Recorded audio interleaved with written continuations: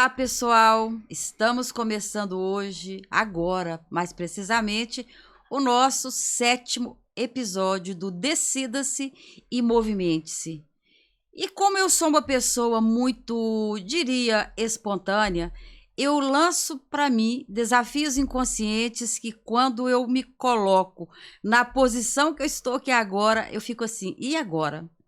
Eu já tenho vivido esse agora várias vezes. Mas assim, é que o tema e a pessoa que está aqui com a gente hoje, ela é tão rica de conteúdo que eu fiquei perdida. Como que eu poderia iniciar essa conversa? Como que nós poderíamos trazer benefício para você que está aí do outro lado e que adora tudo que tem a ver com energia, com cura, com espiritualidade? Essa pessoa que está aqui é uma pessoa linda. Ela vem de uma referência de uma pessoa muito querida, que é a mãe dela, claro, né? É a Andrea Angelini. E eu estou com a Luísa aqui, tá? A Luísa é uma pessoa que, desde o primeiro momento que eu conversei com ela, eu fiquei encantada. Eu falei, gente, que delicadeza, que voz, que pessoa, assim, de uma generosidade incrível. Então, a gente vai conversar. O que vai sair dessa conversa, a gente vê depois, porque eu também não sei. Eu penso que alguém lá em cima vai direcionar a gente. Tudo bem, Luísa? Tudo bem, Cida. Seja muito bem-vinda. A Luísa aceitou o desafio, né, de conversar. E eu sei que o conteúdo dela é tão rico e tão maravilhoso que eu queria que ela descrevesse assim um pouco do currículo dela. Tá. Eu primeiro quero te agradecer, porque você fez essa apresentação maravilhosa. Tô aqui com um sorriso Mas é até as orelhas justo. e, né, muito agradecida mesmo de estar aqui, muito honrada. E, né, sobre a minha caminhada, tem agora 15 anos que eu fiz transição de carreira. Eu sou bióloga. Transição de carreira. Esse é um tema que a gente não vai conversar agora, depois. Foi um momento bem, assim, difícil, porque transição de carreira, né, requer da gente um centramento, mas eu tenho certeza que eu fiz a transição certa, porque desde então eu tive muitas bênçãos, vamos colocar assim, Sim. né? 2010 eu fui para a Índia pela primeira vez. Isso é uma decisão? Quando você faz uma transição de carreira, isso é uma decisão? Porque isso é um dos motivos que eu fiz o... Estou trabalhando o Decida-se e o Movimento. É uma decisão e uma ação. Foi uma decisão interna de conectar com a minha verdade. Eu já não estava me sentindo feliz e eu tinha esse movimento interno que eu precisava fazer algo que me trouxesse mais significado. Então eu fiz acreditando que eu poderia ter mais expansão, ter mais conexão. E aí, né, eu larguei inclusive um emprego que era muito bom, era numa multinacional, CLT, era um emprego desejado por outros colegas, mas eu tinha certeza, e isso é uma coisa que a gente não consegue explicar, né? No yoga, inclusive, a gente fala que isso é Shraddha. Olha isso. Que é uma certa fé, mas que é mais do que isso, é uma confiança, uma certeza no desconhecido, e a gente só sente que a gente precisa ir. E aí, à medida que a gente vai tendo as confirmações do caminho, né? E essa decisão levou você para a Índia, no caso? Foi. Olha que radical, hein? Mas conta, essa decisão levou esse movimento, e aí, o que você buscou? Você encontrou o que você procurava lá? Encontrei. Assim, talvez uns anos, eu diria assim, 1 ano e meio antes, eu já estava sentindo, né, essa vibração, vamos colocar assim, né? Mas não estava com tanta clareza, tinha uma série de dúvidas. A gente é muito presa nos conceitos, né, nos modelos que são impostos pelos nossos pais, pela sociedade, que a gente tem que ser assim, que a gente tem que, né, constituir um trabalho, etc. E aí, realmente, fazer essa transição 15 anos atrás, vamos pensar assim, né, que o yoga nem estava tão conhecido, que as terapias nem estavam tão, né, assim, em vigor mesmo. yoga era uma coisa meio de bicho grilo há 15 anos atrás. Eram pessoas que realmente entendiam essa raiz, mas não era popular, né? Então eu tive uma série de indagações, objeções do meu pai, principalmente, Sim, né, que é uma pessoa que se preocupa. Pai tem essa coisa, né? sim. Mas aí, chegando lá, eu tive uma certeza. Eu vivi um episódio que poucas pessoas tiveram oportunidade, porque eu fui no que a gente chama de Maha Maha Kumbh Mela. Que significa? A Kumbh Mela, ela é uma festa religiosa. É a maior festa religiosa do mundo.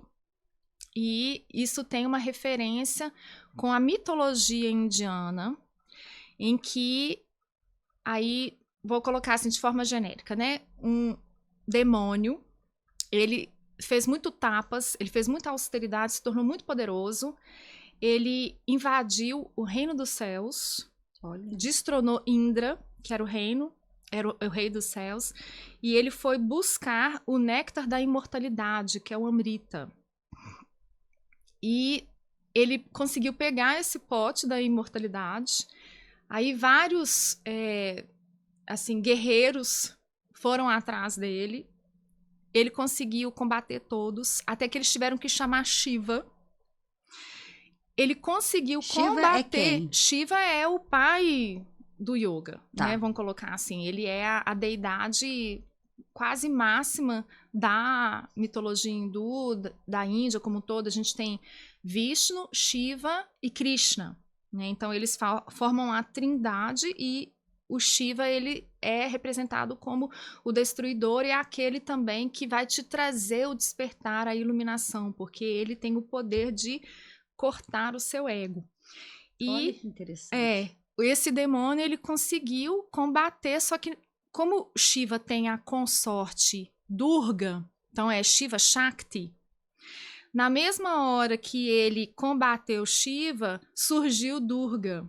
E a Durga é aquela deusa com 1000 braços, com várias Sim, armas, sim. sentada, né, num leão. Às vezes era sentada numa onça.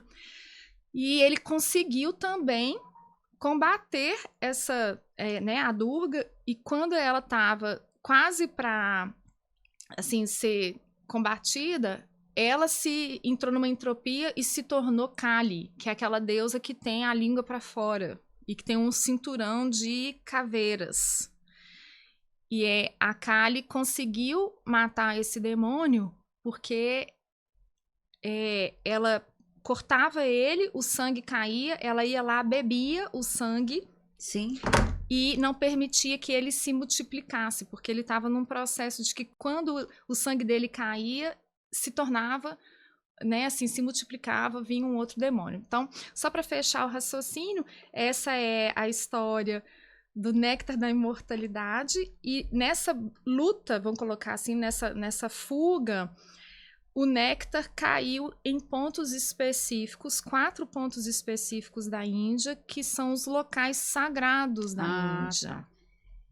E esses locais sagrados, por exemplo, quando você foi para a Índia e tal, você buscou o quê? Uma essência da espiritualidade, alguma coisa que extrapolasse o que você já conhecia por aqui?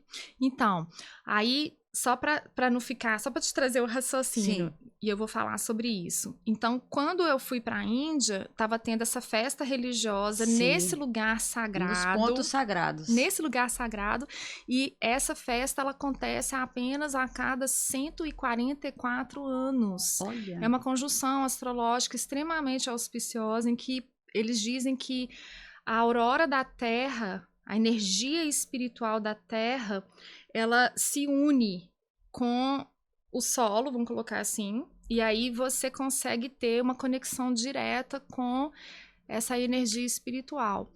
Parece um pouco místico, mas quando eu estive lá, era eu sentar e eu já entrar em meditação.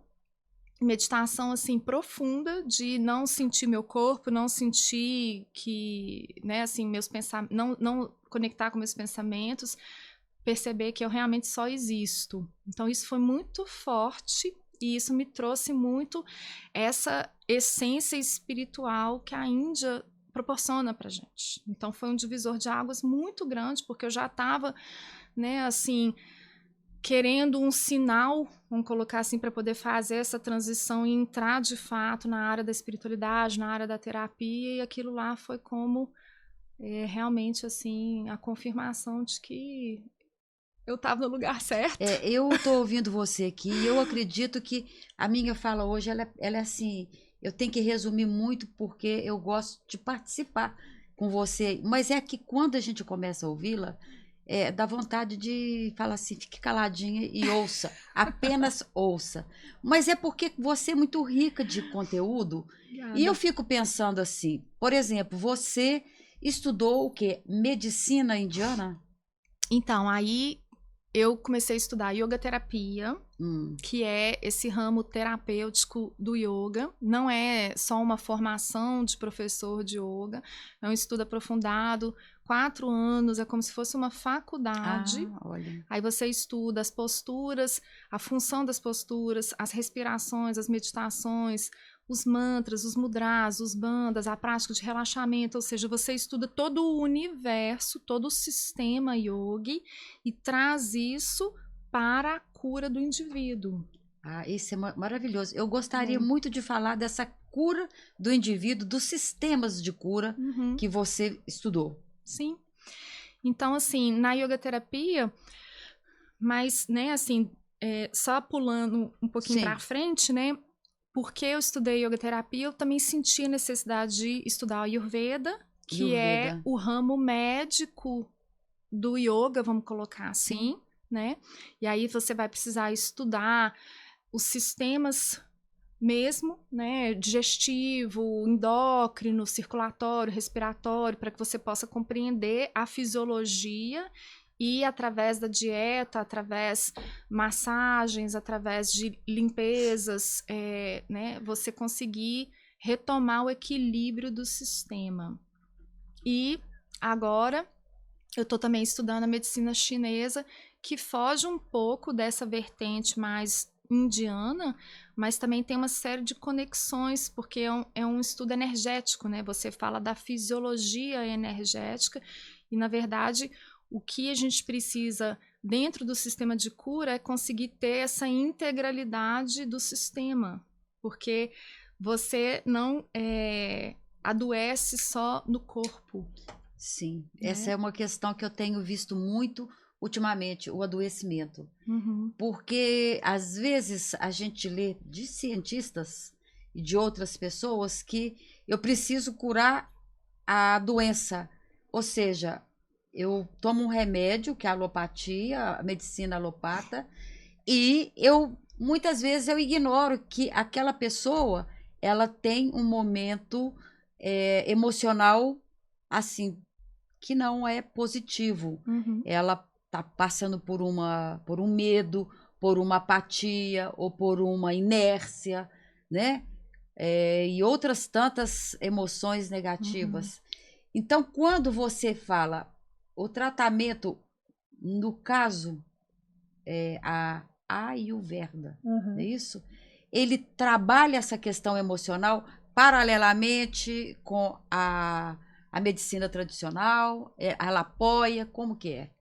Todas essas medicinas, elas naturais, orientais, vamos Sim. colocar assim, elas são, inclusive, rotuladas, né, pelo Sistema Único de Saúde.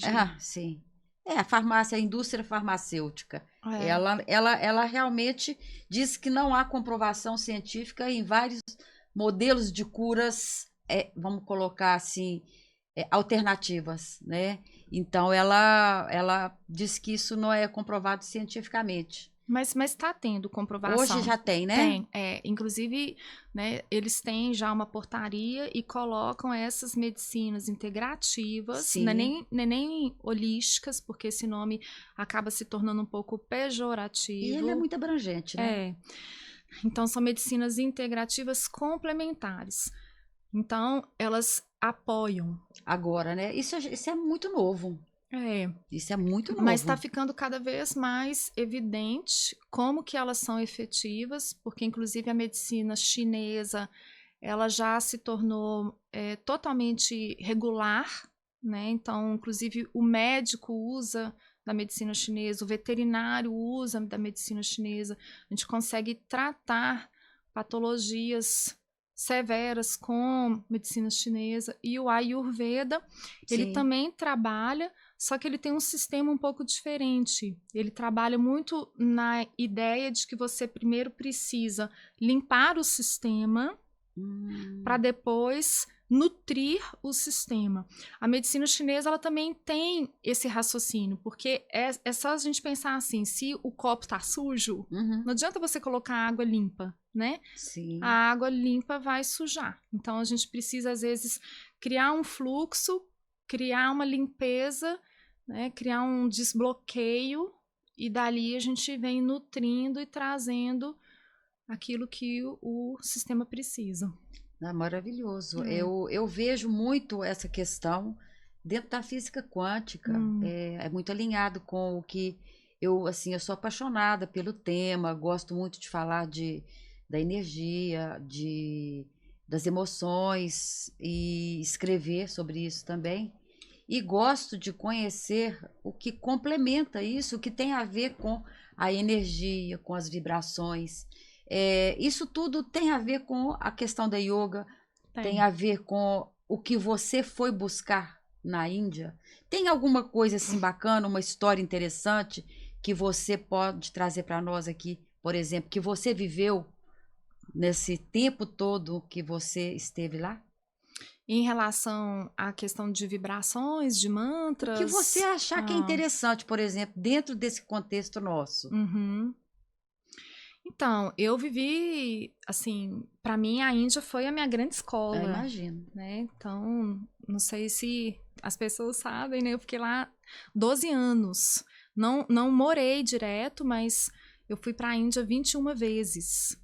Então, às vezes que eu fui, sempre foi com esse intuito de estudar, de viver retiros, de conhecer os mestres, e é até difícil eu trazer, assim, um caso específico, mas talvez, assim, dentro disso que a gente estava falando do Ayurveda, teve uma vez que eu estava muito meditativa, que a gente, né, quando realmente entra na energia da Índia, a gente vivencia esse lado dela, né?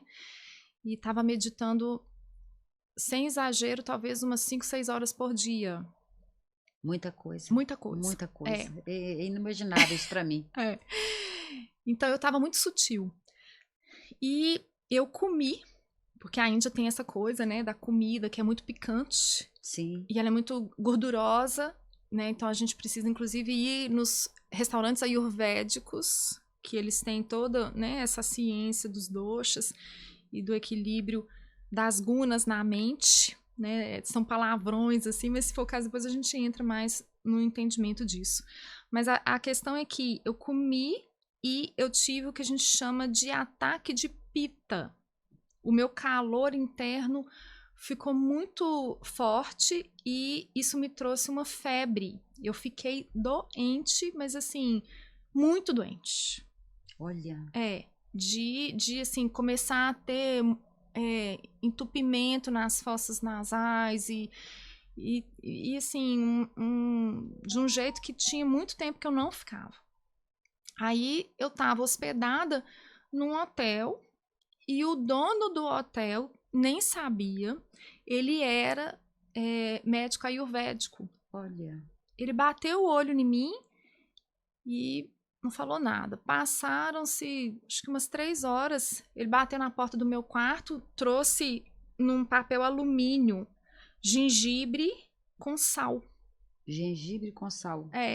E aí ele falou assim, você vai pegar o gengibre e salpicar, engolir, mastigar e engolir. Ele falou assim, vai dar um ardor, mas engole, come tudo. Eu falei, bom, tá, né? Senti assim, sim, o carinho acolhida, dele, né? E fiz o que ele pediu. À noite, eu suei igual uma chaleira. Sério. É mesmo? Mas assim, muito. No outro dia eu tava 0. Olha, que Eu fiquei interessantíssimo. impressionada. É realmente algo assim, pra gente, inimaginável. E aí, assim, a gente entende que o sistema ele foi para um excesso e ele quis aumentar ainda mais o calor interno para que eu pudesse terminar de fazer a curva, Claro que é sabe? suar. É, fechar. É como se eu fosse para um pico e aí quando começa a ter o excesso por conta, né, digamos assim, do equilíbrio dinâmico das coisas, aí eu comecei a esfriar. Então, inclusive, isso combina com o conceito do yin e do yang.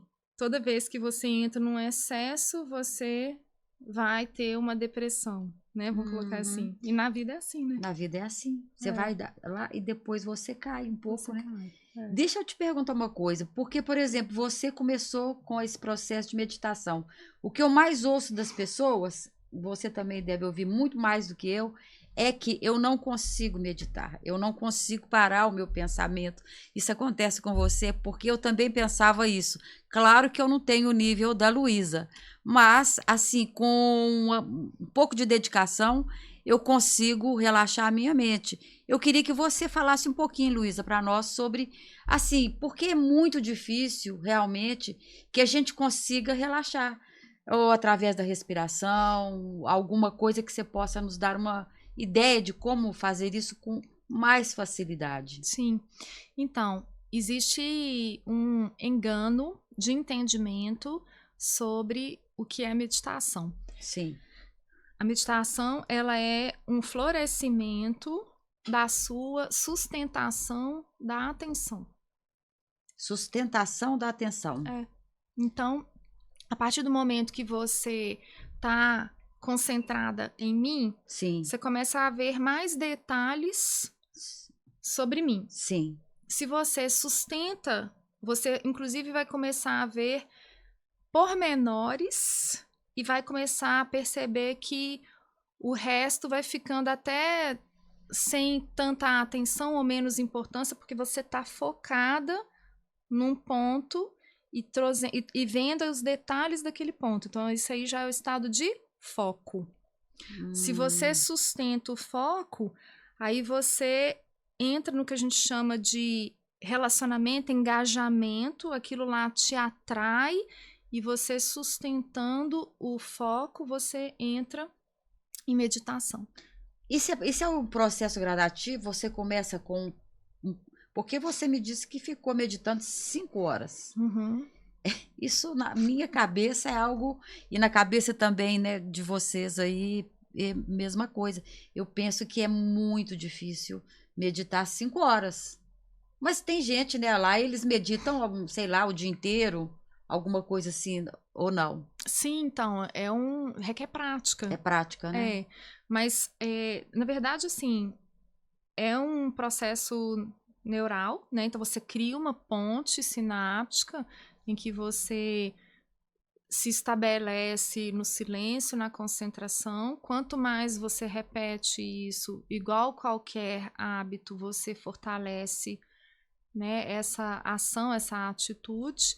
É importante você ter boa flexibilidade, porque às vezes, né, a dor te tira da concentração, mas você também pode ficar sentada numa cadeira e não precisar da flexibilidade, mas sim dessa força mental, vamos colocar assim, que aí você sustenta o foco, vai aprendendo a sustentar o foco. Então, no início é um esforço. É um esforço. Mas depois a coisa, ela flui.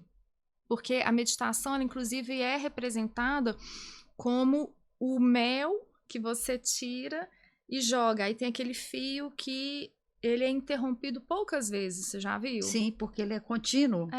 Então a meditação, ela tem essa representação. Só que para isso acontecer, você tem que criar esse foco, trazer os sentidos para dentro, ficar mais concentrada, né, que é o foco, e dali sustentar o foco. Quando você sustenta o foco, aí a meditação acontece.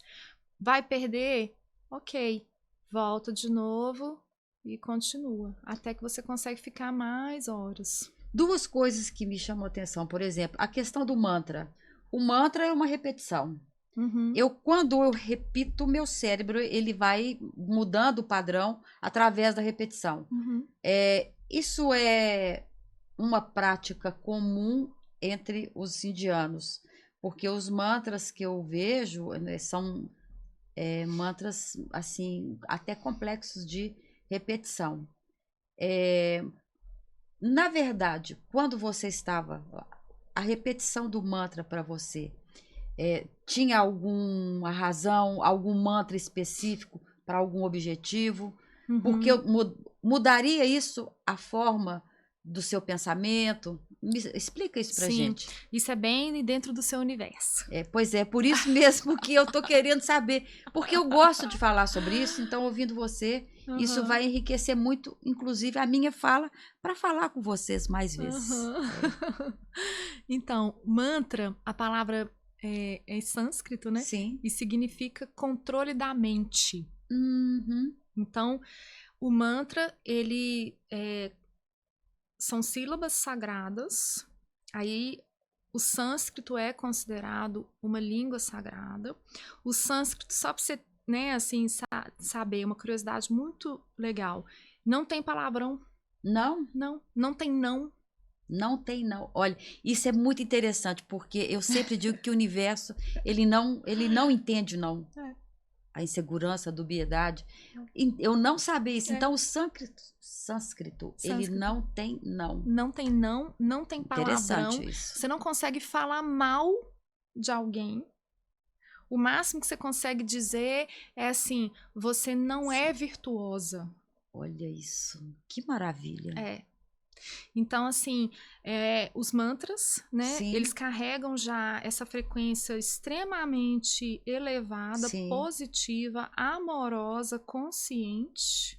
Quando você recita o mantra, ao invés de você ficar no passado, no futuro, nos outros tipos de pensamento, você coloca os nomes sagrados na sua mente. Isso é importante, é mudança do mindset, da mente, né? É. Quando você potencializa isso e vai repetindo. Uhum. Se sou apaixonada pelos mantras.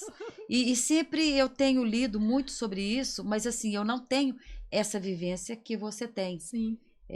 Eu caminho ainda muito. E olha só, além disso, o mantra é um som. Sim. Então ele tem uma onda, Sim. ele tem uma frequência, né? São frequências mais elevadas. A gente, como corpo físico denso, sistema prânico, sistema mental, a gente recebe a reverberação dessa onda. Então isso também vai, né, atuando nos sistemas que estão desorganizados, desalinhados, vamos colocar assim, que estão densos, que podem receber essa energia divina. Então é um sistema que não apenas limpa a mente, como também purifica processos físicos, energéticos, te traz a concentração, te leva para digamos assim, um pensamento correto, né, que é um pensamento espiritual, divino, sáttvico, e ali você recebe todos os benefícios. Que maravilha, hein? A gente deveria repetir mantras todos os dias. Sim. Tem um que é muito comum, que é o Om. Sim. O que ele traz pra gente esse Om aí? O Om, ele é a representação mais fiel de Deus. Olha. Então, você como física quântica sabe que Deus não tem uma aparência, uma forma física, uma limitação. Não. Né? Então, nada melhor do que representar esse não nascido, esse imortal, esse ilimitado, esse onipresente como um som, como uma onda, que é o som primordial que a gente fala. É o Pranava Om. E dali tudo, vamos colocar assim, se desdobra para o que a gente entende como mundo manifesto. Que maravilha, gente. E a gente você poderia fazer pra gente assim um Om que a gente pode repetir em casa, que a gente pode fazer. Sim. Ou se não um outro mantra, alguma coisa que você poderia falar assim, olha, se vocês repetirem isso sempre, isso significa isso, isso e isso, e você potencializa alguma coisa, o que seria? Então, eu acho que dentro de um contexto em que a gente, inclusive, respeita as particularidades de cada um, só o Om, ele é perfeito. Ele é perfeito. Porque se eu for falar Om Namah Shivaya, Om Shaktiaya Namaha, Om Mani Padme Hum, que é, né, budista, se eu for Om Ganesha, eu vou estar trazendo a qualidade, a característica da deidade. E o Om, ele é neutro. Ótimo. Né? E qual seria o som ideal pra gente? Seria Né, assim, então vou me concentrar. Concentre-se, estamos ouvindo.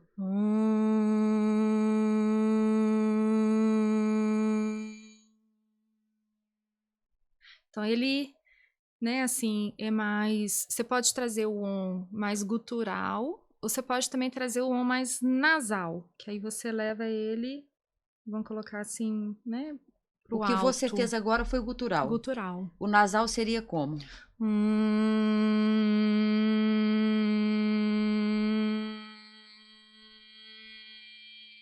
Eu não abro tanta a boca, né? A professora de canto vai entender melhor isso. Não, tá tranquilo. Mas é porque, por exemplo, eu acho fantástico fazer isso. De vez em quando eu faço, mas... Sim.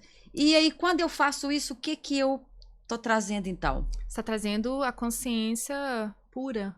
Você tá trazendo o som primordial, Deus, vamos colocar assim. Então, você está invocando essa energia sagrada, extremamente elevada, da consciência mais pura.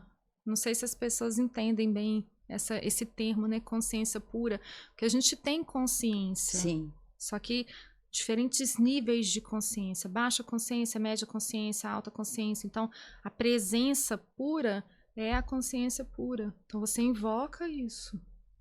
É porque a gente está muito dentro do material. Uhum. Nós esquecemos que nós temos um corpo. Né? Isso. Mas que o que vale é essa consciência que é ligada à espiritualidade. Uhum. Então, assim, a gente vive muito no mundo material. E grande parte entende que... eu não sei se entende ou deixa de entender que nós temos uma consciência plena. E o Dr. Hawkins na pirâmide, não sei se você conhece a pirâmide do Dr. Hawkins, isso mudou minha vida quando eu conheci. Eu sou apaixonada, porque ele fala exatamente disso que ele ratifica isso que você está dizendo, que são os níveis de consciência. Ele diz que a gente tem a consciência da expansão, que eu acredito que seja uma pessoa que está num estado assim mais evoluído e que entende mais dessa entrega do amor genuíno, da alegria, da gratidão, da paz, da própria iluminação.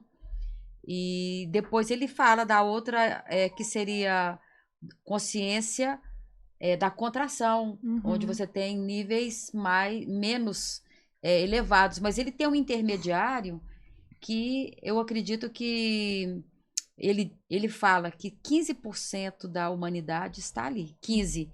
Isso em 2012, na pesquisa dele. E 85% está no nível de negatividade. Então, por exemplo, é muita gente. Você imagina, 85% da humanidade é um grande número de pessoas. Infelizmente. Infelizmente. Né? E como que a gente, na sua vivência, na sua prática espiritual, o que você faz, como que você trabalha isso para chegar até o outro, para que ele possa dar um passo para um nível acima, digamos assim? Então, eu queria só complementar assim, com a história do Om, mas tem a ver isso que você está falando, né? A gente tem o que a gente chama de Japamala, que é como se fosse um terço. Sim, conheço que eles são 108 contas, é isso? Então, né, assim, para que a gente possa nos colocar nesse lugar da frequência alta, pode entoar cada conta o Om. Ah, olha que interessante, não sabia isso. Então, você vai fazendo... todo o circuito das contas ali. E como é rápido, vamos colocar assim, porque tem mantras que são longos. O Om vai ser muito rápido. Esse Om seria curto? Om, Om, Om, Gente, isso é muito interessante. É. O Japamala é aquele terço de 108 contas que a gente encontra em várias lojas, Várias né? lojas. Eu uso o terço, tá? Para fazer, Uhum. eu faço muito Ho'oponopono com o terço para contar 108, mas Ótimo. eu não tenho ainda o Japamala, eu uso sempre o terço. Mas é a mesma coisa. O que é necessário é contar a contagem dos 108. Eu nunca tinha feito o OM. Vou fazer. Faça. E aí, quando eu faço isso, por exemplo, todos os dias, aí você vai sentir esse efeito do OM, porque o OM, como mantra, ele deixa a mente neutra, ele deixa a mente silenciosa. É o nada, é o som primordial. Maravilha. É o vácuo. Então, sua mente ela quieta e é interessante fazer também se observando com uma atitude mais presente. Claro que tem dias que a mente está divagando. E faz do mesmo jeito e o efeito vai ser sobre essa mente agitada.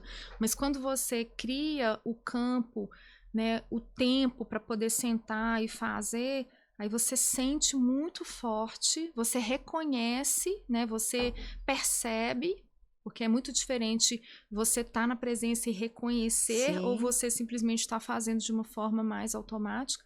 O efeito acontece, mas quando a mente reconhece, né, fica muito mais intenso e mais profundo. Aí você consegue sentir esse efeito de silêncio da mente. E uma outra questão que é muito interessante, que a gente pode abordar aqui dentro do que você nos traz, é a respiração. Porque, por exemplo, eu sempre digo assim, se eu respiro de tal forma, eu consigo um relaxamento. E eu uso uma respiração, às vezes eu uso um outro modelo de respiração para dormir. Então, Ótimo. assim, e eu vejo que às vezes eu quero praticar uma pequena meditação, entrar em contato, agora eu vou entrar através do ONC, é muito bacana isso, eu não sabia, é muito bom aprender uma técnica. O que você nos diria? Qual a forma mais, assim, simples que a gente pode demonstrar aqui de respiração para um relaxamento? Ótimo. Então, assim, inclusive essa pergunta sua conversa com a anterior que eu não te respondi, né, do que a gente pode trazer para uma pessoa para ela se manter nessa frequência. Sim. A respiração é uma dessas. A respiração, né? E qual seria um modelo de respiração assim, bem simples? Então, assim, antes de mais nada, a gente precisa ter a certeza de que a pessoa consegue exalar bem. Tá. Maior parte do problema das pessoas que não respiram bem é que elas não conseguem soltar todo o ar. O ar fica preso. E aí vai dando aquela sensação de sufocamento. Aí ela fica querendo puxar um pouco mais o ar. Então isso acontece inclusive na ansiedade. E aí depois ela solta de uma vez. Então o sistema ele fica tenso, ele fica carregado, o sistema simpático está bem ativado. E aí tem aquela descarga que vem junto com a exalação. Então, o ideal seria trabalhar a exalação. E aí a gente pode colocar, inclusive, o mantra OM. Então, inspira.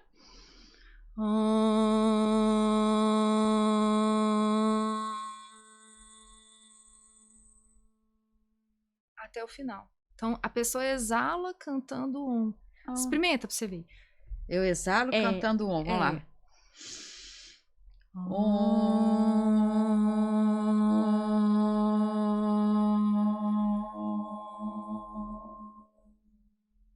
Mais uma vez, vamos lá. Se eu fizer 3 vezes, eu relaxo mesmo. Ué. Isso. Maravilha, vamos lá.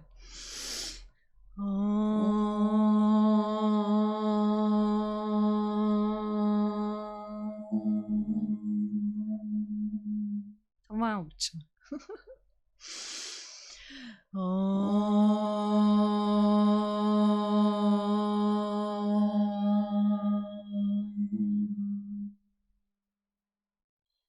Eu bocejo.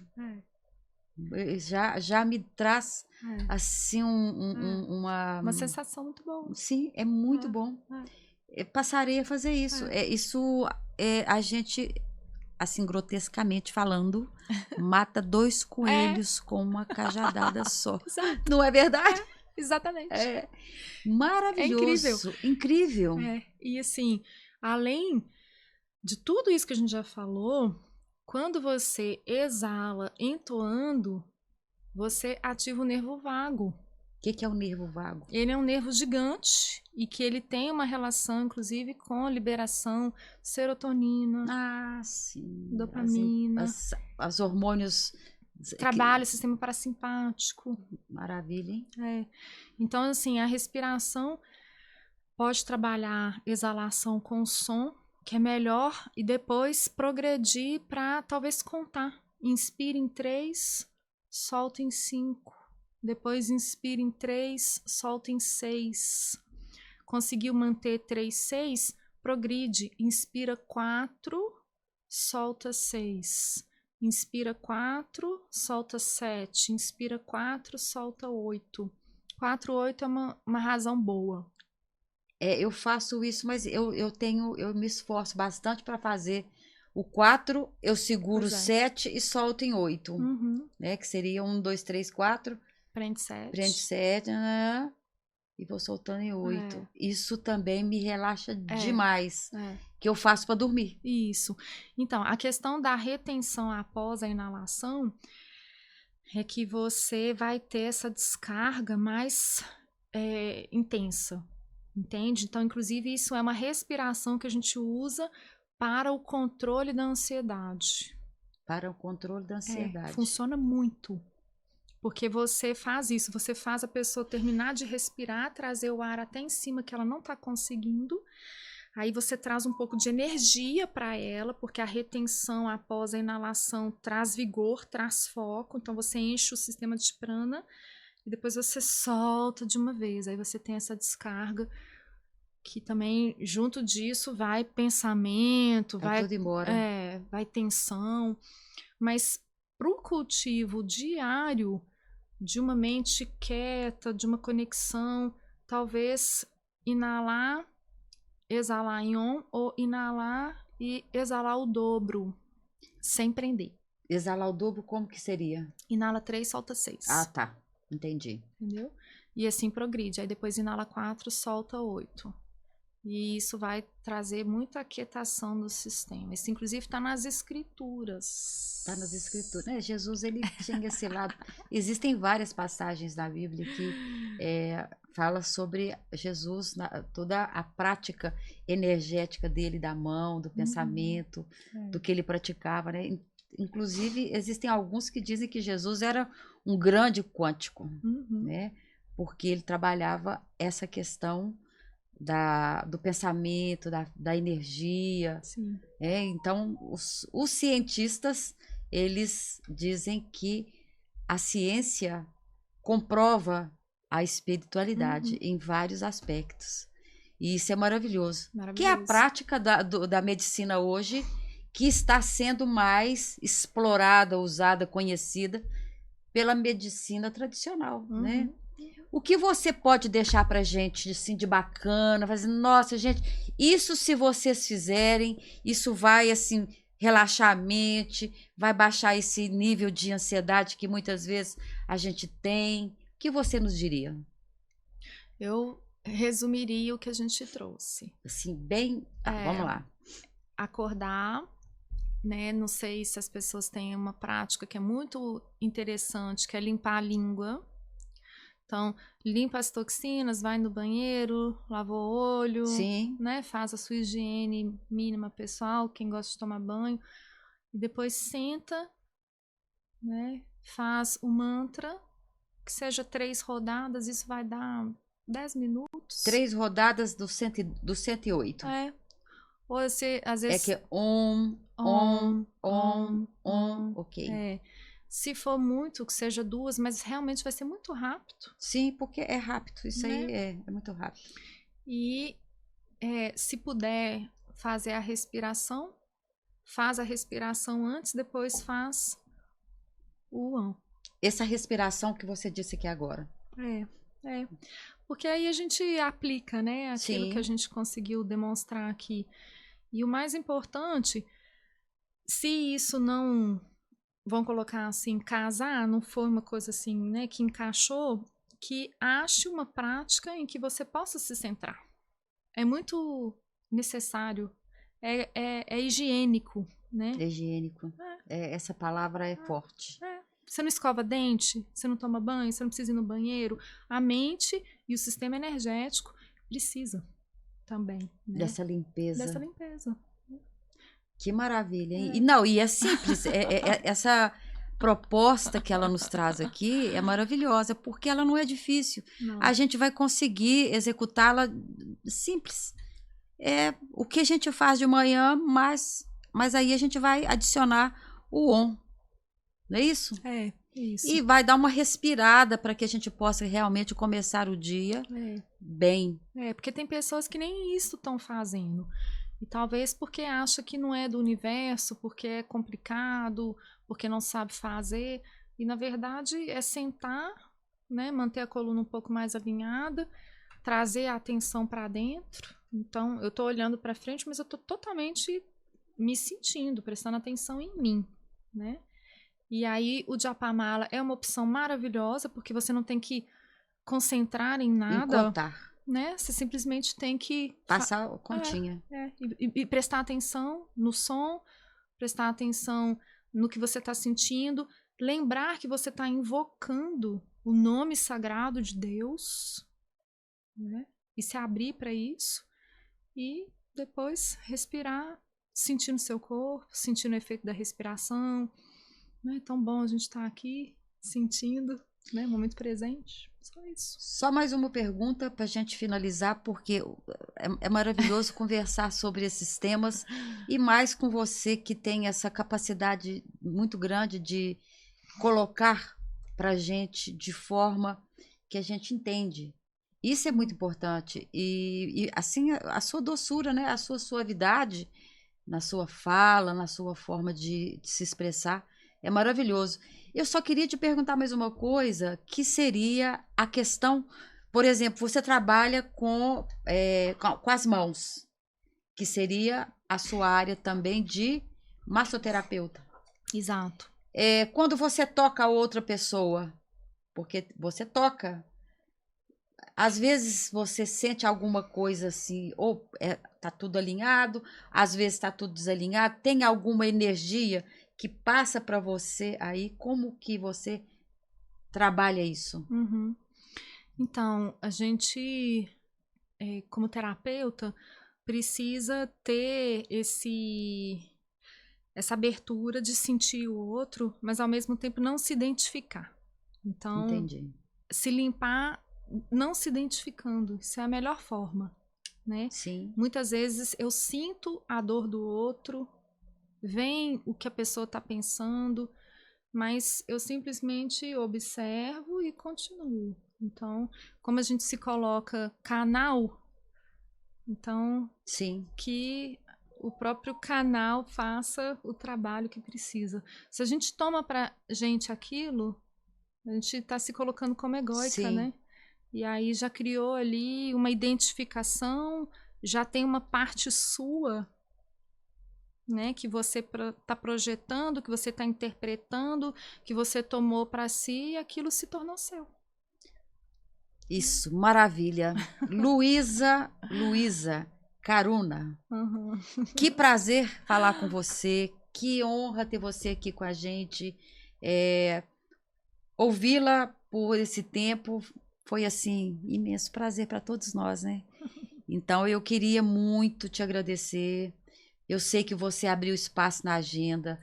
Ela fez assim uma manobra total para estar aqui com a gente hoje, para falar para você sobre a importância de que a gente trate realmente da gente, não só fisicamente, mas que a gente possa tratar da nossa mente, da nossa espiritualidade, porque é isso que mantém o corpo saudável. Uhum. Falei certinho? Uhum. É isso que mantém o corpo saudável. Você quer dizer alguma coisa aqui para finalizar? Quero te agradecer. Eu tô aqui dizer que ela é uma pessoa maravilhosa. Gente. Energeticamente, ela é uma pessoa muito agradável, muito carinhosa, muito gentil. Muito obrigada pelo convite, pela oportunidade de poder estar compartilhando aqui um pouco do meu saber. E dizer que eu torço muito para todos vocês. Isso, muito obrigada. Que eu desejo para todos vocês tudo de melhor. É isso, gente. A gente continua e tem vontade de seguir. Um grande abraço a todos. Estaremos no YouTube a partir da semana que vem. Não, é a partir de agora. E é isso, gente. A gente sempre tem convidados excepcionais. YouTube, decida-se e movimente-se. Seja muito bem-vindo. Namastê. Namastê.